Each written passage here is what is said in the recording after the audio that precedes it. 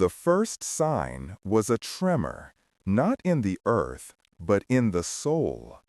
Haru Zhen felt it in his bones, a dissonant hum beneath the ancient rhythms of the Appalachian peaks.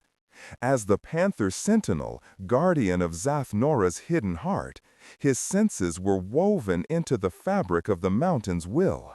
For centuries, his lineage had kept a silent vigil. Now, that silence was breaking. He stood on the precipice of Black Balsam Knob, the wind whipping his dark cloak around his powerful frame. Below, the world was a tapestry of mist and shadow, but above, the sky was sick. A bruised violet twilight bled into streaks of feverish red, a color that had no place in a natural sunset. It was the color of a fresh wound. A storm was coming, one that would not bring rain, but ruin. The tremor intensified, and this time it was visible. A flicker in the air, like heat haze, coalesced into a jagged, shimmering line that ripped across the heavens. A silent scream of tearing reality. The veil, the sacred barrier between the mortal and the divine, was fracturing. The whispers started then, slithering on the wind, promises of power and threats of despair. Karoo rested a hand on the hilt of his obsidian blade, the weight of familiar but insufficient comfort. His vigil was over. The war had just begun.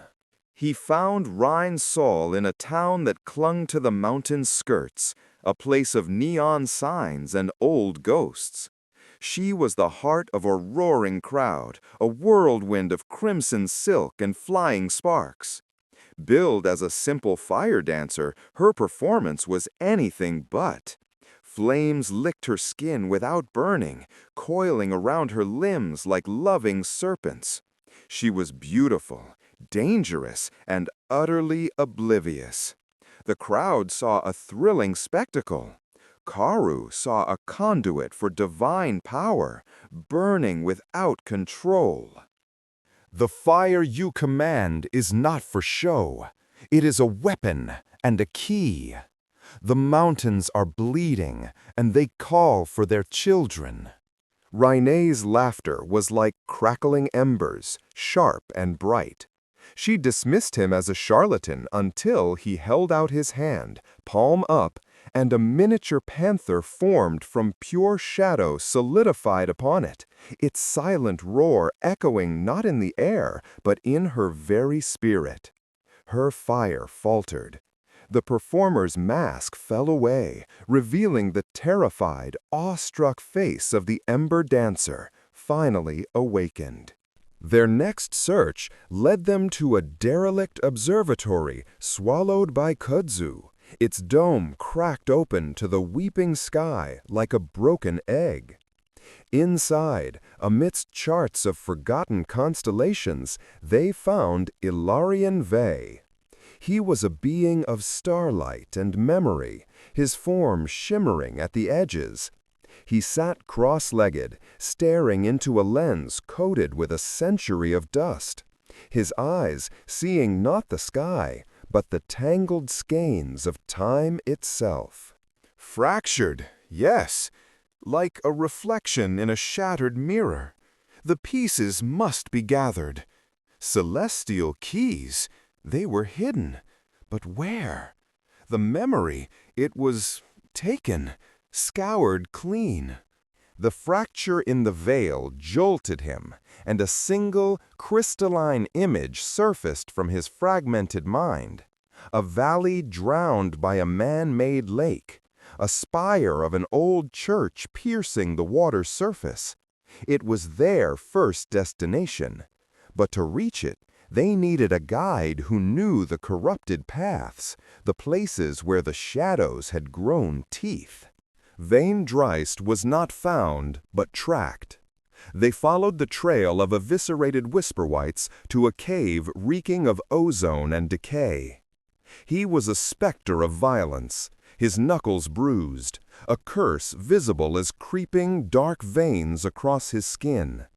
He moved with a predator's grace, a man who had made peace with the monster tethered to his soul. The Veilborn, the mountain's chosen failures. Why should I help you seal the cage?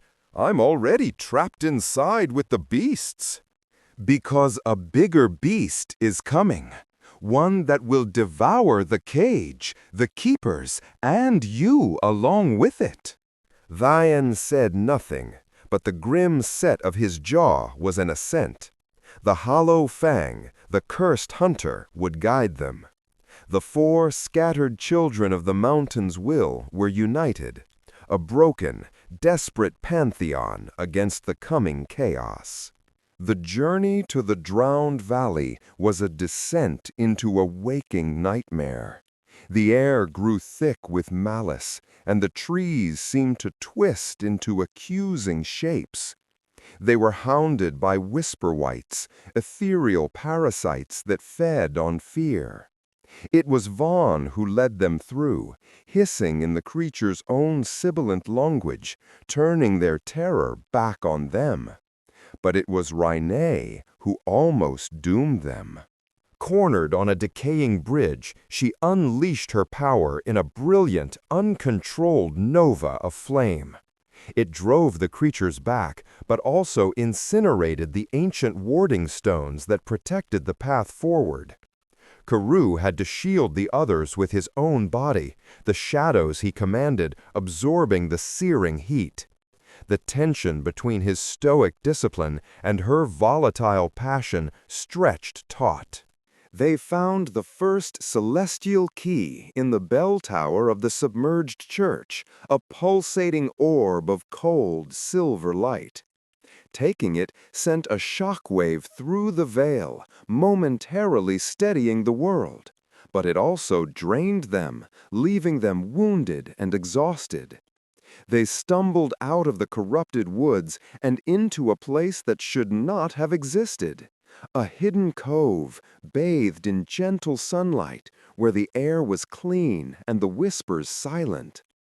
At its heart was a small village and a woman who seemed to be its soul. Her name was Luna. She had hair like spun moonlight and eyes the color of new spring leaves. She moved with a serene grace, her hands skilled in the art of healing, tending to their wounds with poultices of glowing moss and calm words. Karoo, a man who had wrapped himself in solitude for decades, found himself captivated. There was a quiet strength in her, a deep-rooted connection to the mountain that mirrored his own. The mountain is in pain. It's good that its guardians have finally come. He found himself speaking to her of his burden, of the loneliness of his watch, words he had never spoken aloud.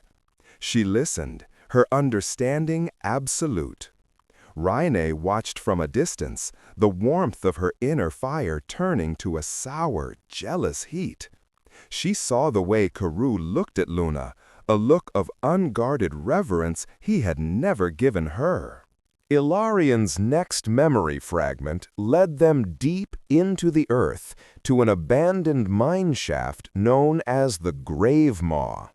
Vane took the lead, the oppressive darkness amplifying his shadow curse, causing black veins to crawl up his neck. He moved with a pained, grim determination. They were in his domain now. Jealousy was a sharp spur in Rhine's side. Determined to prove her value, to be the light Karoo relied on, she summoned her flame. It was a brilliant, defiant beacon in the crushing dark, but it was also a dinner bell. The mine shuddered as the true Grave Maw awoke, a colossal entity of living rock and shadow, its hunger ancient and absolute. As the cavern began to collapse, it was Karoo and Luna who acted in perfect concert. He raised walls of hardened shadow to deflect falling rock, while she found the path, her feet seeming to know the earth's most stable bones. Rheinai's fire raged, but it was defensive, desperate. They escaped with the second key, a shard of obsidian that drank the light. But Rheinai felt more isolated than ever, her own power having become a liability. Back in the sanctuary of Luna's village, Ilarion held both keys. As their energies met, a cascade of memories returned to him, his ethereal form flickering violently. His eyes widened, first in understanding, then in pure terror. It's not just tearing, it's being pushed, unmade, from our side. Someone, something, is using the fracture as a doorway, holding it open. The shadows in the corner of the room coalesced, and a voice, layered and ancient, slithered into their minds. It was the Lord of Whispers, the architect of their pain. "Clever little star ghost," it crooned, "but you are too late. The keys do not merely lock the door. They can also be used to shatter the wall." Ilarion then revealed the final, devastating piece of his recovered memory.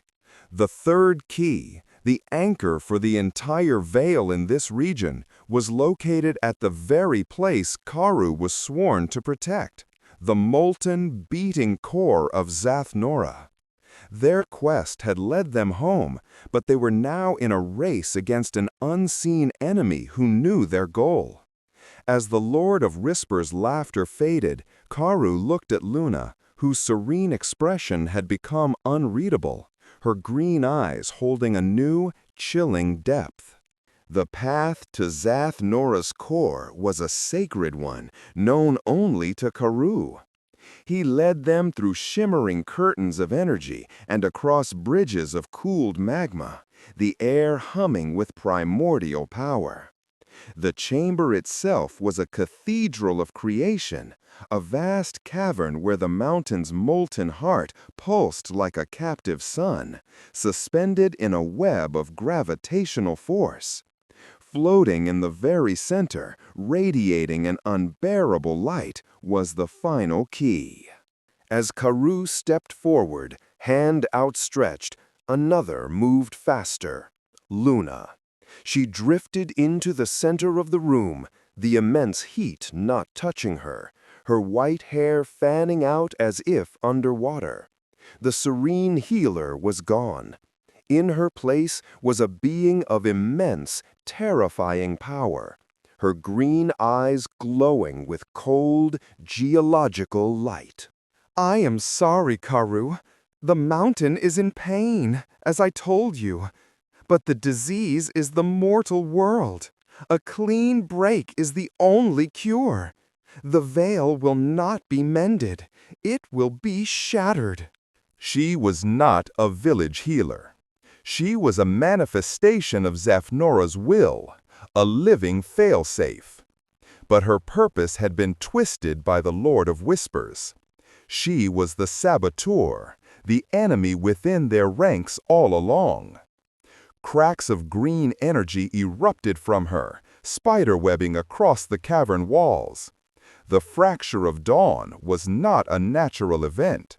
It was a deliberate execution. "Luna, no! This isn't balance, it's annihilation!"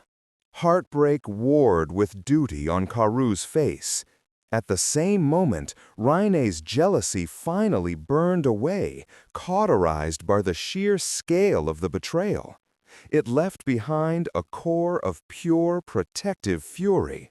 She saw not the rival for Karu's affection, but an existential threat to the world she had, however unknowingly, come to love. With a roar, Rhinaia erupted. She didn't throw fireballs. She became a vortex of controlled flame, a living sun that pushed back the crushing chaos pouring from the widening rifts. Her fire formed a shield around Ilarion. "Fix it!" she screamed, her voice cracking with effort. While Ilarion frantically worked, using the first 2 keys to try and weave a counterspell, Vayne faced his own demon. The Lord of Whispers manifested, a churning mass of shadow that poured from Luna's back. It spoke to Vayne in the tongue of his curse, promising him release if he would only step aside. Instead, Vayne grinned, a feral, bloody expression. He didn't fight the shadow within him, he unleashed it. He became a living silhouette, a void of darkness that crashed against the Greater One, a battle fought on a plane of nightmares. Karoo moved, not to attack Luna, but to reach her. He dodged pillars of rock she ripped from the ground, deflected blasts of raw power with his shadow-forged blade. He broke through her physical defenses until he stood before her, his hand reaching not for a weapon, but for her face. "I saw you. Not the mountain's will, not the whisper's puppet. I saw you healing a child's scraped knee. I saw you tending your garden. Remember the peace of your village, Luna. Remember the good you chose to protect." For a flicker of a moment, the cold, divine light in her eyes softened. The human identity she had worn, the love she had felt, resurfaced. A single tear, glowing like magma, traced a path down her cheek. With a final, soul-tearing scream, she made her choice. She drove the Lord of Whispers' influence out of her form, but the violent exorcism shattered her physical being. Her body dissolved into a torrent of pure, uncorrupted life force that flooded into the 3 celestial keys. The power was immense, almost too much to handle. Ilarion cried out instructions as Karoo and Rhine, working together, seized the energy. They didn't just stitch the veil closed. Guided by Ilarion's knowledge and fueled by Luna's sacrifice, they wove her protective will, her love for the quiet and the small, into the very fabric of the barrier. The red storms outside vanished, the whispers died, and the fracture sealed over, leaving a faint, silvery scar across the heavens. In the aftermath, the cavern was silent, save for the steady hum of the now stable core. Luna was gone. Vayne stood panting, the shadows receding back into his skin, leaving him weary but whole. Ilarion's form was stable, his eyes clear and filled with the weight of restored ages. Renai's fire subsided, leaving her tired but serene, her control absolute. Karoo knelt, picking up a single, smooth stone from where Luna had vanished. It was warm to the touch. He was still the Panther Sentinel, but his stoicism was no longer a shield against loneliness. It was a vessel for a cherished memory, a bittersweet ache that made him not just a guardian, but a leader. Weeks later, the 4 of them stood upon that same precipice where Karoo's journey began. They were no longer scattered children, but a united force. Rhine, the Ember Dancer, now a protector. Vaughn, the Hollow Fang, reborn as the Shadow Warden, a keeper of the dark paths. Ilarion, the Keeper of Moons, now the Chronicler of the Veil.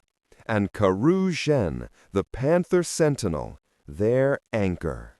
They watched as the sun rose, its light clean and golden, untainted by celestial wounds.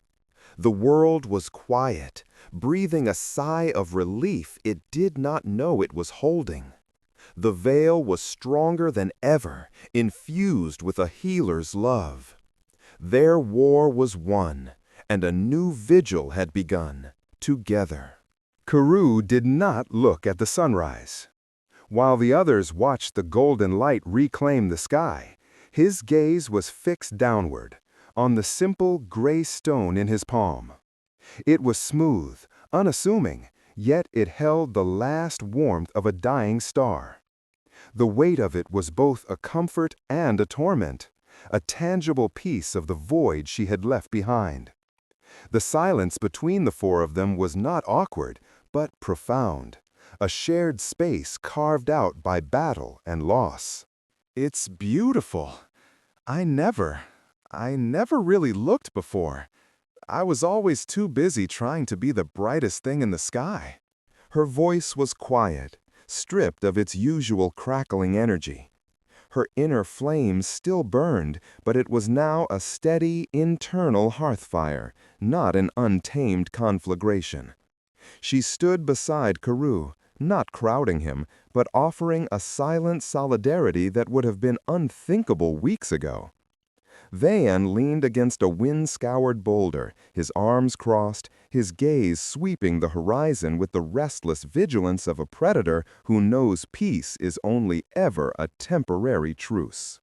"Quiet is good, but quiet never lasts. The whispers are gone, but the world is still full of things that bite." Indeed, the veil is sealed, but the memory of its tearing remains.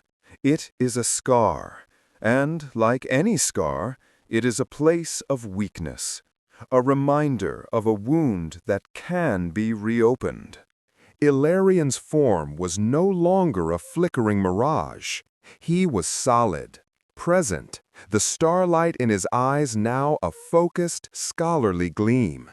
He had traded cosmic uncertainty for the immense weight of a complete, unending history.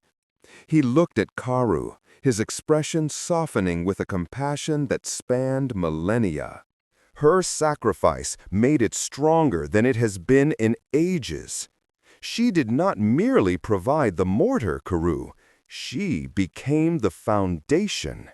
Karoo finally closed his hand around the stone, the warmth a familiar ache.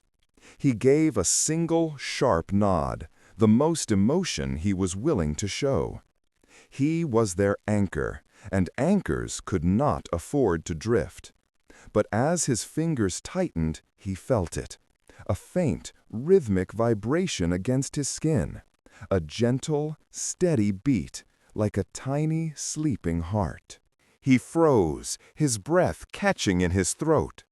It had to be a phantom sensation, a trick of his grief-stricken mind.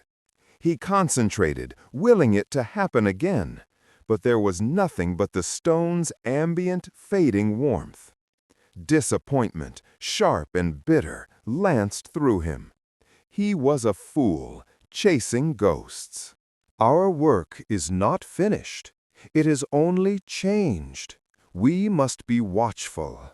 He turned to lead them down the mountain, to begin their new vigil.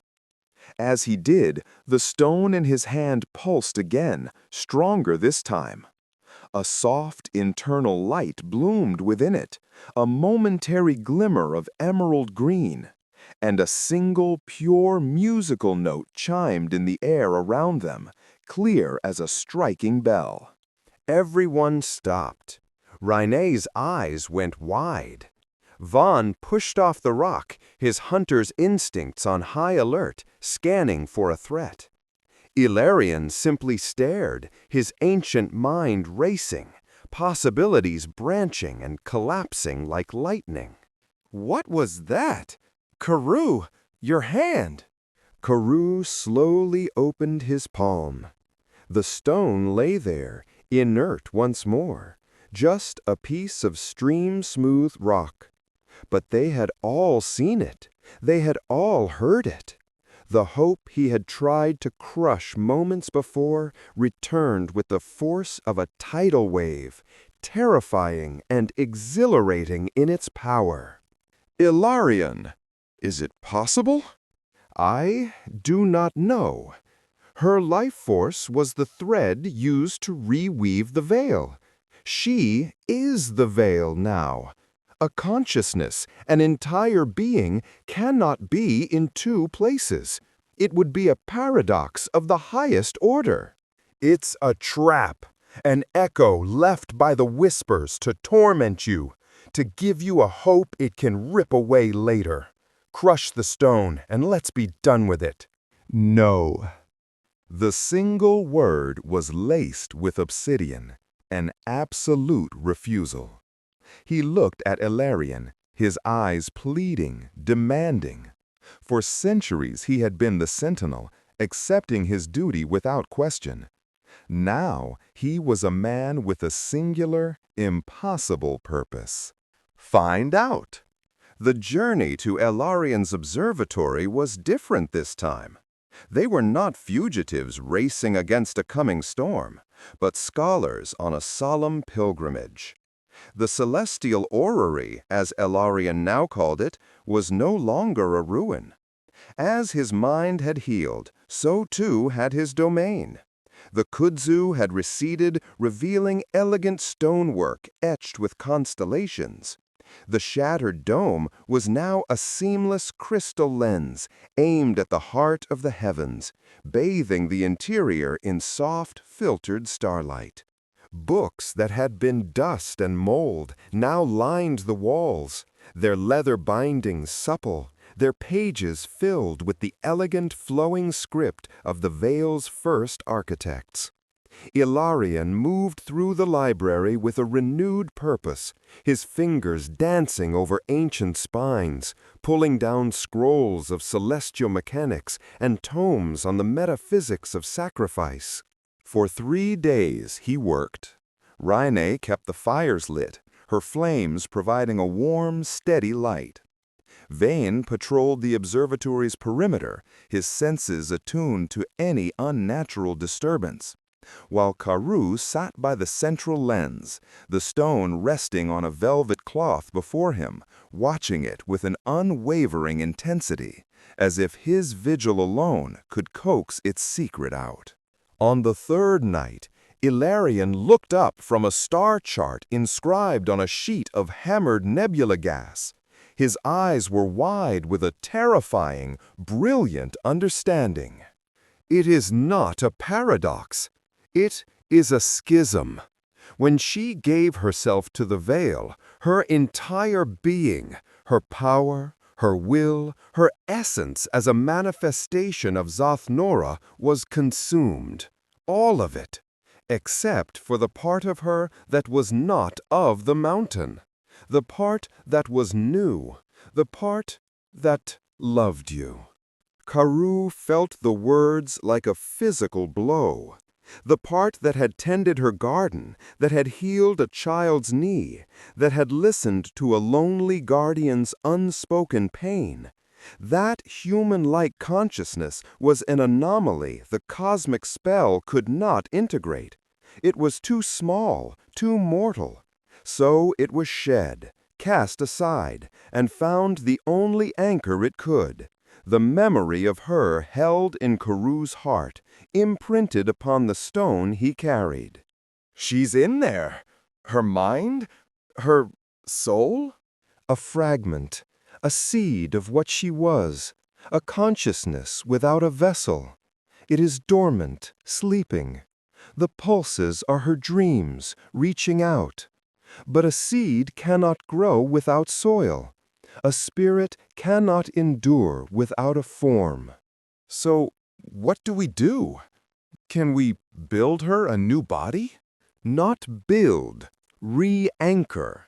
We cannot create a body of flesh and bone, but we may be able to tether her consciousness to the world, to give her a form woven from the very fabric of existence. To do so, we would need to create a new trinity of celestial keys, not of power, but of being. An anchor of body, an anchor of mind, and an anchor of soul. More magic keys, of course.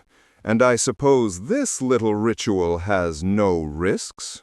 Ilarian's expression became grim. The starlight in the room seemed to dim. The risks are catastrophic. Such a ritual would require us to intentionally thin the veil at a specific location to pull on the raw materials of creation. It will be a beacon for anything that hungers for that power. Furthermore, if we fail, the backlash would not simply destroy the stone. It would obliterate her consciousness utterly, scattering it to nothingness. And it could very well tear a new, permanent hole in the veil we just fought to mend.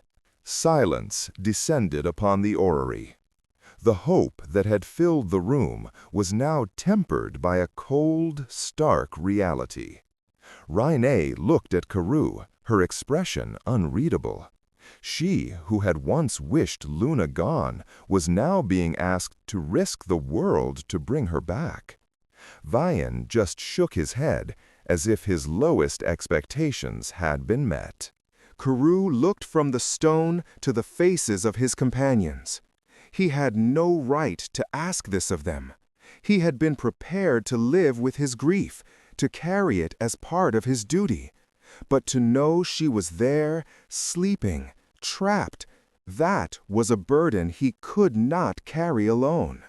"I will not force this. This is my burden, my hope. If you wish to walk away, I will understand." Don't be an idiot. You think we'd let you do something this stupid and world-breaking by yourself? We saw this through together. We finish it together. I'm the Shadow Warden. My job is to walk the dark paths and clean up messes. This sounds like the biggest mess of all. I'm in. Carew looked at them, a profound gratitude welling up inside him, too, deep for words. He simply nodded, his resolve hardening from brittle hope into tempered steel. He met Ilarian's gaze. Tell us where to begin. The first is the anchor of body. An anchor needs a connection to the physical world, to life in its purest, most resilient form. We need the heartwood of the still-growing grove, a place where the trees have never known an axe and the cycle of life and death is perfectly balanced. It is said the trees there are so old, they remember the world before the veil was first woven. The still-growing grove was not a place one simply walked into. It was hidden within a labyrinth of box canyons and mist-choked hollows, its location shifting with the seasons. Vian took the lead, his senses alive in a way they hadn't been since the hunt for the Lord of Whispers. He read broken twigs, the direction of moss growth, the subtle scent of ancient sap on the wind. He was not merely tracking a place, he was communing with the wilderness itself. They found the entrance blocked by a wall of thorns as thick as a man's arm and hard as iron. There was no way through or over. Rhine stepped forward, her hands glowing not with destructive fire, but with a gentle, patient warmth. Destruction is easy. That was my old way. Let's try something new. She laid her palms against the thorny barrier. Instead of burning it, she poured a steady, nurturing heat into the vines. Slowly, miraculously, the thorns began to retract. Green shoots sprouted from the dead-looking wood, and large, pale flowers bloomed and opened before their eyes, releasing a fragrant pollen. The wall of thorns became an archway of blossoms, inviting them in. The grove was silent, but it was a silence brimming with life. Sunlight filtered through a canopy of colossal, silver-barked trees, dappling a forest floor of luminescent moss. The air was clean and ancient. In the center of the grove stood a tree greater than all the others. its bark swirling with patterns like fingerprints, its branches so high they seem to hold up the sky. That is the progenitor. Its heartwood contains the life force of the entire grove. But the grove does not give up its heart lightly. It will demand a boon. As they approached, the ground trembled, and a figure rose from the moss and roots at the base of the tree. It was a guardian, humanoid in shape, but composed entirely of living wood, moss, and stone, with glowing sap for eyes. It did not speak in words, but in a feeling projected directly into their minds, a sense of deep, inviolable peace, and a question. The question was simple. Why do you seek to disturb this balance? You wish to take. What will you give? We seek to restore a life that was unjustly taken, a life given to protect this world, this balance you cherish. We ask for a piece of your heart to help remake hers. The guardian was unmoved. The feeling it projected was one of ancient, implacable logic. A life for a life. That is the balance. Her life was given. The balance was kept. To return her is to unbalance the scale. They stood at an impasse. Violence would be useless here. The guardian was the grove, and the grove was the mountain. Vane stepped forward, his usual cynicism absent, replaced by a weary understanding. He knelt, placing a hand on the mossy ground. I will give you a story, a life, mine.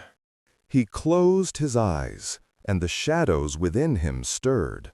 Not the violent, bestial curse, but something deeper. He shared the memory of his past, of the man he was before the curse, of the village he failed to protect, of the centuries of lonely survival. He did not offer it as a sob story, but as a simple truth.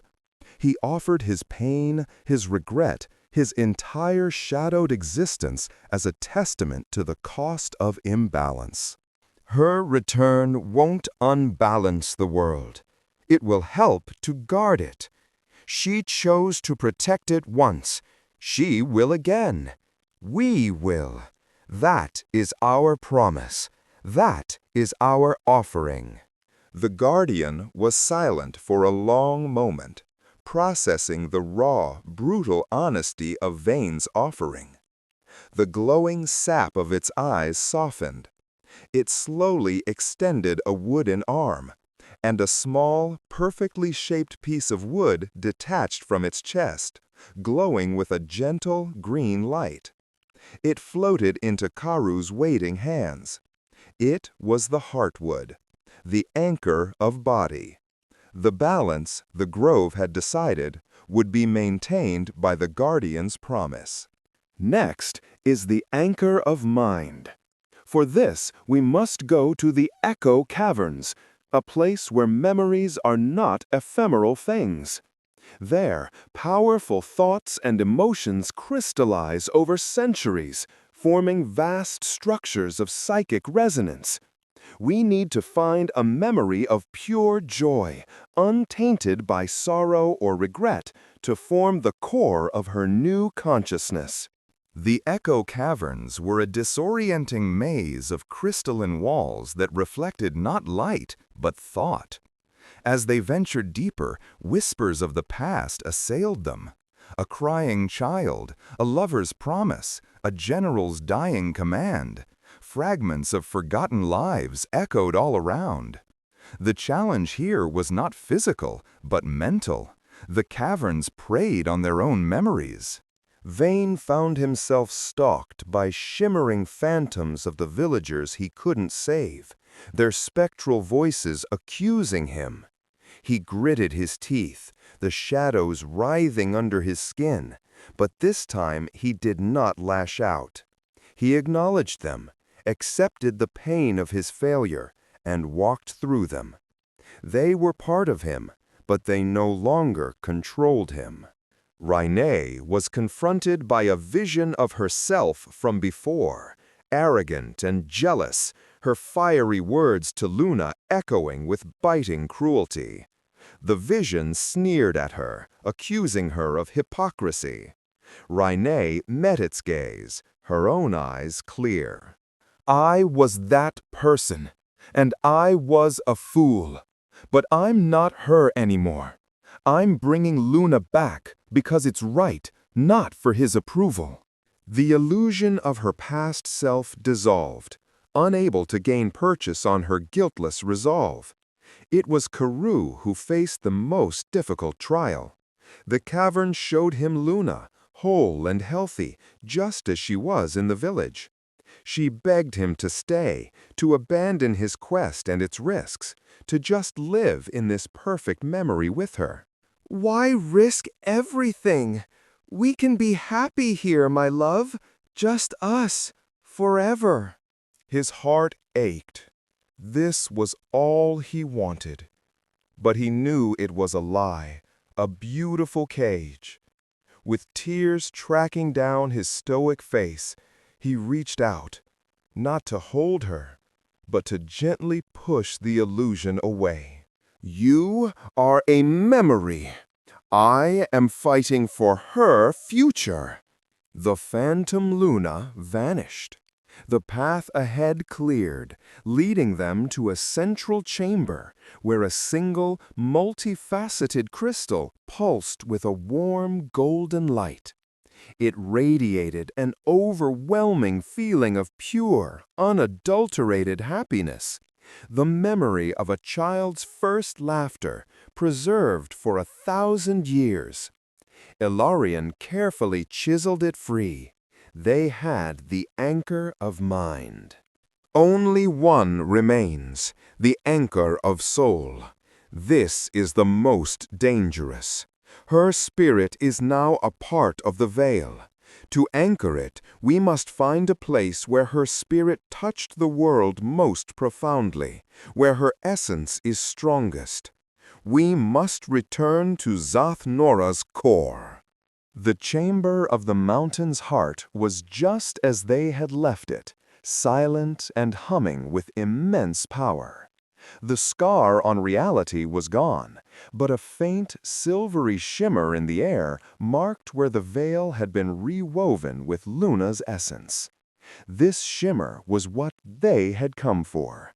It was the raw material for the final anchor. As Ilarion began the delicate process of gathering the spiritual essence, a coldness seeped into the cavern. It was a familiar malice. The silvery shimmer began to curdle, darkening to a bruised violet. A voice slithered into their minds, no longer booming and confident, but thin and hungry, a predator starved. A predator starved. You think you can take what is mine? Her sacrifice wounded me, sealed me away, but it left a door. Her essence is my doorway. Bring her back, and you bring me back with her. A writhing mass of shadow erupted from the shimmering veil, a far weaker but still potent echo of the Lord of Whispers. It lunged not at Ilarion, but at Karoo, aiming for the stone that held Luna's sleeping consciousness. Not this time. Vayne moved like a blur, placing himself between the shadow and Karoo. He didn't unleash his curse, he controlled it. Shadows coiled around his arms, forming solid blades of darkness. As the Shadow Warden, he was no longer a host to a monster. He was its master. He met the creature's assault, his shadow blades clashing with ethereal claws in a shower of dark sparks. While Vaughn held the line, Rene acted. She raised her hands, and a ring of pure, white-hot fire encircled the battle, containing the spreading corruption. It was a cleansing flame, burning away the tendrils of despair that the shadow exuded. Karu, now, while its attention is divided, connect with the essence. It must be claimed by a will stronger than the shadow's memory. Karu focused past the desperate battle. He held up the stone containing Luna's mind and the heartwood that represented her body. He reached out with his own spirit, his centuries of duty, his unwavering love, and pushed it towards the shimmering, corrupted essence in the air. He poured all of his memories of Luna into his plea, not just the warrior or the healer, but the woman who laughed at his stoicism and found patterns in the clouds. "Luna, come home!" For a moment, the darkness threatened to consume the light. Then, from the heart of the shimmer, a brilliant emerald green erupted, pure and strong. It was Luna's will, awakened by his call. The light surged outward, vaporizing the shadow creature. Vane stumbled back as the last of its essence hissed into nothingness. The silver shimmer coalesced into a teardrop-shaped gem of pure starlight, which floated gently down. The anchor of soul. It was done. They chose Luna's hidden village for the ritual. It was her home, the place where her mortal consciousness had been born and nurtured. They gathered in the center of the village square as twilight fell, placing the 3 anchors in a triangle around the smooth gray stone. The ritual will connect the anchors, using the stone as a blueprint. It will draw on the life of the grove, the joy of the crystal, and the soul stuff of the veil, weaving them into a new form. Rhinai, Vian, you must guard the circle. Any energy fluctuation could be catastrophic. Karu, you are the conduit. Your connection to her will guide the process. Hold nothing back. Karu knelt within the triangle, placing his hands over the stone. Ilarion began to chant in a language older than mountains, the very words of creation. The anchors began to glow, green for the body, gold for the mind, and silver for the soul. Beams of light shot from them, converging on the stone in Karu's hands. The power was immense. The air grew heavy, crackling with ozone. Karu felt Luna's consciousness stir, a confused, sleepy presence reaching out to him. He focused his mind, sending her feelings of safety, of love, of homecoming. The stone grew intensely hot, but he did not let go. A whirlwind of light erupted around him, a blinding vortex of green, gold, and silver. The light coalesced, drawing inward, shaping itself. It formed a silhouette, then details began to emerge. Hair like spun moonlight, a simple dress that seemed woven from leaves and starlight. Her eyes opened, and they were the color of new spring leaves, filled with a dawning recognition. The vortex of power subsided. The anchors dimmed, their energy spent. The gray stone on the ground had turned to dust. And standing in the circle, solid and real, was Luna. She looked the same, yet different. There was an ethereal quality to her, a faint translucence to her skin, and her feet did not quite touch the ground, hovering a mere inch above the soil. "Karu, I dreamed of you." He couldn't speak. He simply rose, his movements stiff with disbelief, and reached out to touch her cheek. His fingers met warm, solid skin. She was real. He pulled her into an embrace, burying his face in her hair. The stoic sentinel finally breaking, his shoulders shaking with silent, cathartic sobs. Rene watched, a genuine, unforced smile on her face. The jealousy was a ghost of a ghost, long since burned away. She saw not a rival, but a friend returned, and a happiness her leader profoundly deserved. Vian gave a single curt nod, the closest he could come to expressing approval, before melting back into the shadows to resume his watch. Later, as the stars wheeled overhead, they learned the nature of her new existence. She was tethered to the village and the mountain. Her body was a construct of will and magic, sustained by the ambient life force of Zathnora. She could not leave the sanctuary of her cove. I am a part of this place now, its healer, its spirit. I am no longer a weapon or a key. I am simply home. It was not a cage, but a purpose. A quiet, gentle purpose to match the soul they had fought so hard to reclaim. Karoo accepted it without hesitation. His long, lonely vigil was over, but his duty remained. Now, however, when he returned from his patrols with the others, he would not be returning to an empty mountain. The 4 guardians became 5 once more. The chronicler, the ember dancer, the shadow warden, and the healer of the mountain.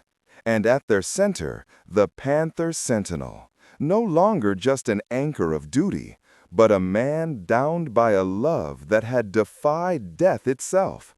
A love strong enough to mend the world and then to mend his own heart.